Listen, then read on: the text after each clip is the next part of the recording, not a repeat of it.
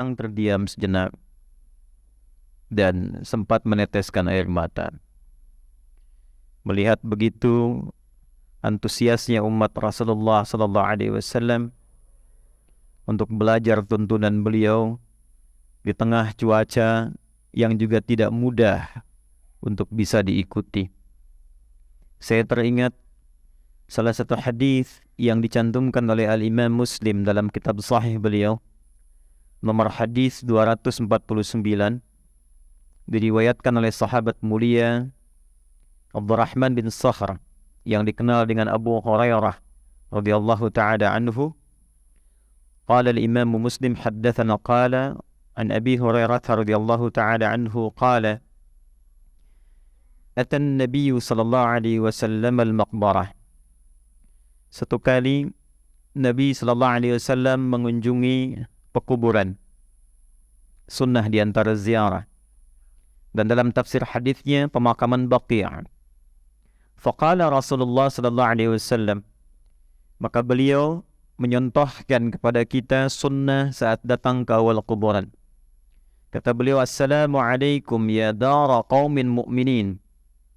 Semoga keselamatan senantiasa lekat dengan Anda semua, hei yang berada di pemukiman komplek-komplek alam barzakh insan beriman.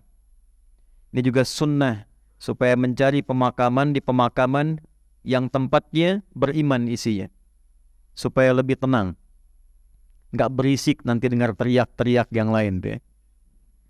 Kemudian yang paling menarik, wa inna insyaallah bikum lahiqun, mengajarkan kepada kita bahwa kita pun tidak lama berkehidupan, satu saat akan kembali. Dan kami pun, kata beliau, dengan izin Allah akan menyusul kalian semua. Syahidnya bukan itu. Setelah selesai dengan kalimat ini, beliau menyampaikan kepada sahabat-sahabatnya, wadidtu ra'ayna, di riwayat lain, inna ra'ayna ikhwanana. Sungguh aku berharap dapat segera menjumpai dan melihat saudara-saudara kita. Faqalu, maka para sahabat bertanya, ya Rasulullah, alasna ikhwanak? Bukankah kami ini saudara-saudara engkau? Kata Nabi, ikhwanuna alladhina lam ya'tu ba'du. Yang aku maksud saudara-saudaraku bukan kalian. Antum ashabi, kalian tu sahabat-sahabatku. Ikhwanuna alladhina lam ya'tu ba'du. Saudara-saudara kita itu adalah umat yang nanti datang setelah generasi kalian.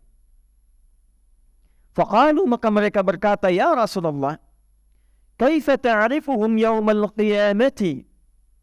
Kaifa ta'rifuhum yawmal qiyamati walam tara alladhina ya'tu ba'du fid dunya? Bagaimana engkau bisa mengenali orang-orang itu, saudara-saudara kita itu, di hari kiamat nanti, sedangkan engkau tidak pernah menjumpai mereka saat di dunia?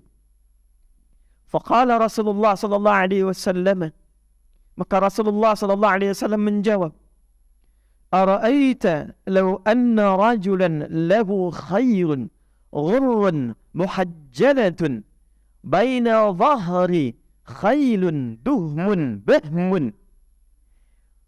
Bagaimana pendapatmu jika seorang lelaki memiliki seekor kuda yang tangguh, yang putih di keningnya, putih di kakinya, dia berada di lingkaran kuda-kuda yang lain yang semua terlihat hitam gelap.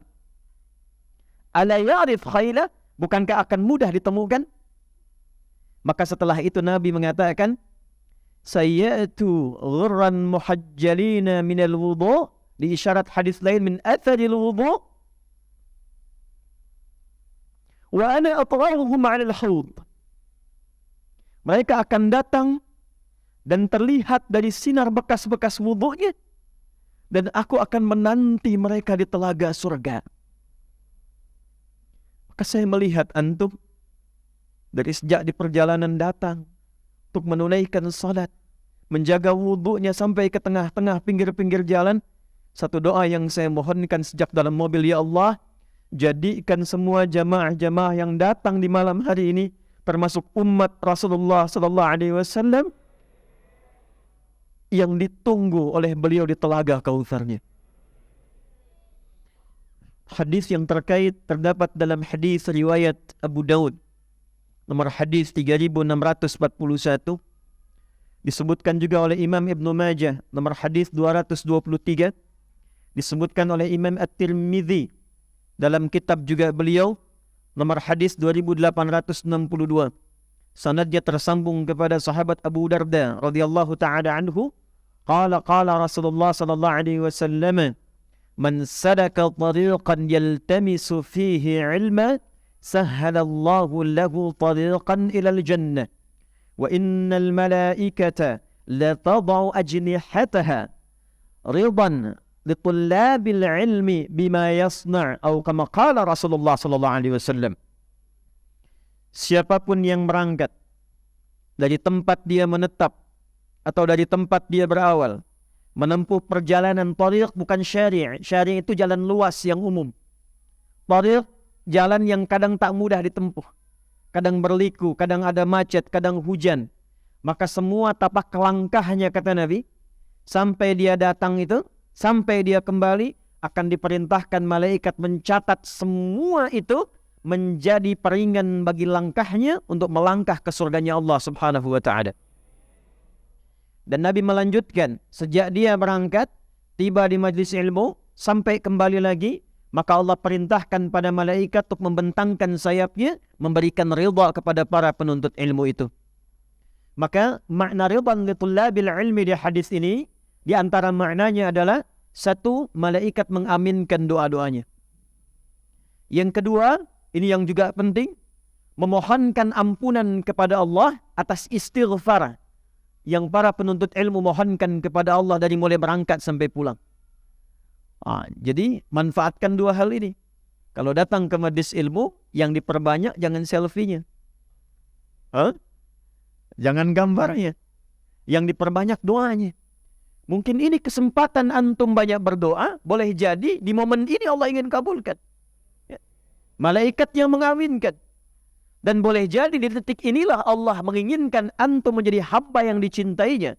Karena di antara ciri hamba Allah, yang kalau Allah sudah menanamkan cintanya kepadanya, di antaranya adalah orang-orang yang merasakan punya salah dan ingin tobat dan kembali kepada Allah subhanahu wa ta'ala.